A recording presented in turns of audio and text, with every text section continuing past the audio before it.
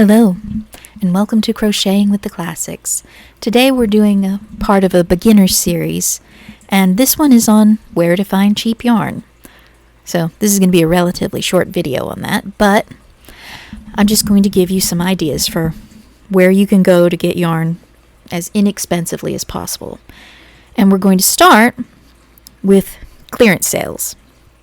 Now I know it seems obvious, but clearance sales online, clearance sales in stores. Basically, Mary Maxim, Hirschner's, Joann's, places like that, they almost always have clearance yarn on sale for somewhere. Now, you do want to try and catch them when they've got free shipping. That's important because you don't want to eat up your savings paying shipping costs. Also, if you have a Hobby Lobby near you, they actually have a sales cycle where every 4 or maybe 6 weeks, yarn goes on sale for 30% off. So you can get yarn cheaper then as well. However, that's not my favorite method for finding cheap yarn.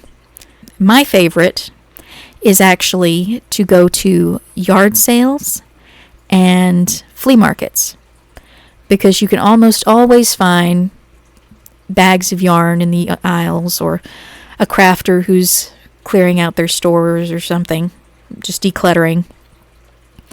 So most of my yarn stash I have gotten from there, and usually it's like maybe $1 for a bag of yarn that's got like 4 skeins in it, so you can get some really good deals on those. Now, lastly, for people who like to use Facebook